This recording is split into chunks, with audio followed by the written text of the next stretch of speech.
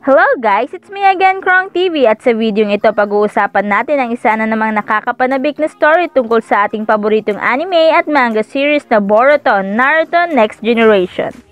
Pero bago ang lahat, huwag kalimutang mag-like, pag-subscribe, pindutin na rin ang notification bell upang lagi kang updated sa mga susunod na videos. Sa video ito pag-uusapan natin ang tungkol sa pagiging Uzumaki ni Code. Ang Uzumaki clan na descendant ng Ashiro Tsutsuki ay nagkaroon ng malalim na ugnayan sa Senju clan. Sa paglipas ng panahon, ang Senju at Uzumaki clan ay mas lumalim pa ang naging ugnayan hanggang sa mga ang ibang Uzumaki ay nakapangasawa ng Senju tulad na lamang ni Hashirama Senju at ni Mito Uzumaki. Bilang simbolo ng pagkakaibigan ng dalawang clan, ang Senju clan ay naglagay ng simbolo ng Uzumaki clan sa flak jacket ng Konoha. Ang Konoha at ang Uzujugakure na pinagmulan ng Uzumaki ay nananatiling magkaalyado sa mga sumunod na mga dekada. Ang Uzumaki ay nag-provide ng Fuin Jutsu sa Konoha upang kanilang magamit kung kinakailangan. Sa paglipas ng panahon, ang Konoha ay nagpatayo ng mask storage temple ng Uzumaki clan. Ang Uzujugakure na pinagmulan ng Uzumaki clan ay tinatawag na The Land of Whirlpools at commonly ay nagre-represent ng spiral logo na kilala bilang Uzumaki emblem na halos tulad ng sa Senju clan. Ang Uzumaki clan ay nagtataglay ng Fuin Jutsu o siling technique. Katulad ng sinabi ko kanina, they are considered to be the originators ng ilan sa Fuin Jutsu ng Konoha. Salamat kay Ashina Uzumaki. Kaya ni Ashina na isil ng mabilisan ang tail beast gamit lamang ang ilang hand sign. Ilan pa sa malalakas na ginagamit na Fuin Jutsu ng clan ay ang Reaper Death Steel. Ito ay tumatawag sa Shinigami o ang Death of God. Ang angkan ng Uzumaki ay kilala din sa pagkakaroon ng mahabang buhay, kaya't ang kanilang miyembro ay nagtataglay ng strong life force at longer lifespan kung ikukumpara sa average shinobi, katulad na lamang ni Mito Uzumaki na nabuhay sa panahon ni Hashirama hanggang sa panahon ni Tobirama at maging sa panahon ng ikatlong Hokage kung saan ay gagawing Jinchuriki si Kushina ni Kurama, ang nine-tailed beast. Kahit na noong ang tailed beast ay tinanggal sa katawan ni Mito Uzumaki, nabuhay pa rin siya ng mahabang panahon kahit pa siya ay humina. Sa case ni Kushina, kaya nitong labanan ang tail beast gamit ang kapangyarihan nito. Kung ikukumpara sa average ninja, sila ay mamamatay kapag ang tail beast ay tinanggal sa katawan nito. Bukod pa dyan, ang mga Uzumaki ay kilala sa pagkakaroon ng pulang buhok. Ang lahat ng Uzumaki member na ipinapakita sa Naruto at Boruto ay talaga namang napakalalakas dahil sa napakalakas nitong bloodline. Sila rin ay nagtataglay ng malaking chakra reserve. Si Mito Uzumaki at Kushina Uzumaki ay kilala dahil sa pagkakaroon ng maraming chakra capable of suppressing a tailed beast, kung saan ito ang naging dahilan kung bakit sila ang naging nine-tails Jinchuriki. Si Naruto Uzumaki na descendant ng Uzumaki clan ay nagtataglay ng maraming chakra and natural fast healing. Ang ilan sa mga miyembro ng clan ay kayang gumamit ng adamantine chain from their body, capable of suppressing anything kahit gaano man ito kalaki. Dahil sa ang Uzumaki clan ay nagtataglay ng napakalakas na kapangyarihan at sila ay may kakayahang magsil ng kahit anong bagay gamit ang kanilang chakra, kahit ito ay may buhay man o wala, ay kayang-kaya nila itong isil.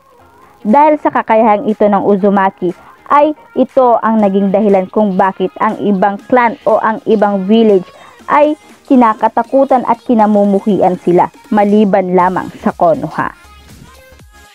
Kahit ang Uzumaki clan ay nagtataglay ng ganitong kapangyarihan, mas piniling gamitin ito sa mabuti at hindi sa masama. Para matapos ito, ang ibang village ay palihim na nagplano na sila ay wasakin. Ang mga survivor ng Uzumaki clan ay nagkawatak-watak at nagtago sa mga tagong lugar. So guys, ngayong nalaman na ninyo ang history at kung gaano nga ba talaga kalakas ang Uzumaki clan. Ito ang tanong, si Code ba ay miyembro ng Uzumaki clan? Meron bang mga bagay na makapagsasabing si Code ay miyembro ng Uzumaki clan? So guys, ito ang mga bagay na maaaring makapagsabing si Code ay isang totoong Uzumaki, hindi lamang basta miyembro ng Uzumaki, kundi ang pagiging direct member nito. Number 1, pulang buhok.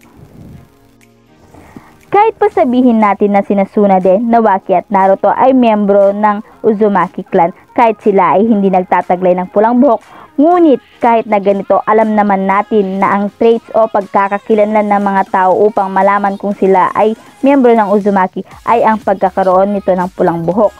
At kung mapapansin nyo guys, ang Kara inner member na si Code ay nagtataglay ng pulang buhok na masasabing siya ay miyembro ng Uzumaki clan. Number 2, ang pagiging failed vessel. Ang karma ay isang seal na nagsisilbing backup file ng mga Otsutsuki sa sandaling sila ay mamatay. Gamit ang seal na ito, sila ay muling mabubuhay, ngunit pili lamang ang maaaring maging vessel ng Otsutsuki o pili lang ang maaaring gamitin ng mga katawan nito upang kanilang gamitin sa sandaling sila ay muling mabuhay. Si Momoshiki na nakatagpo ng tama at perfect vessel which is si Boruto at si Ishiki naman ay kay Kawaki at Jigen. Ngunit nalaman natin na hindi lang si Jigen at Kawaki ang ninais ngang lagyan ni Ishiki ng karma kundi maging si Code. Ngunit hindi katulad ni Jigen at ni Kawaki, si Code ay kabilang sa mga failed vessel ni Ishiki. Si Code ang nag-iisang failed vessel na nabuhay pagdating sa transfer process at maaaring ang naging dahilan kung bakit si Code ay naging failed vessel ni Ishiki dahil sa siya ay nagtataglay ng malaking chakra reserves na alam natin na ito ay tinataglay o isa sa katangian ng Uzumaki clan member. Number 3, ang pagiging tagapagbantay ng Ten Tails. Si Code ay inatasan ni Jigen at ng ibang Kara member na siya ang magbantay ng Ten Tails dahil sa tiwala ang mga ito na kayang-kaya ng powers ni Code ang Ten Tails. Sa tingin nyo guys, ano kayang powers ang tinutukoy ng mga Kara member na ito? Kung sakaling talagang si Code ay isang Uzumaki, maaring ito ang naging dahilan kung bakit siya ang inatasan na tagapagbantay ng Ten Tails dahil sa siya ay may kakayahang gumamit ng sealing technique. Kaya ito ang naging dahilan kung bakit pinili ng Kara na si Code ang magbantay sa Ten Tails upang masil niya ito kung sakaling ito ay umatake sa kanila. So guys, yan nga yung mga bagay na masasabi kong maaaring makapagpatunay na si Code ay isang Uzumaki. Kung sakaling si Code ay isang Uzumaki, masasabi kong ang pakikipaglaban sa kanya ay napakahirap. Mas mahirap pa kung ikukumpara sa pakikipaglaban na naranasan nila Naruto laban kay Ishiki Otsutsuki. Dahil sa si Code ay mayroong white karma na magiging dahilan kung bakit siya magiging god ng Otsutsuki. Dagdag pa rito ang pagkakaroon niya ng malaking chakra reserve na tinataglay ng Uzumaki clan. So dyan na nga guys nagtatapos ang video ito. Any comment and suggestion, just comment down below. Thank you!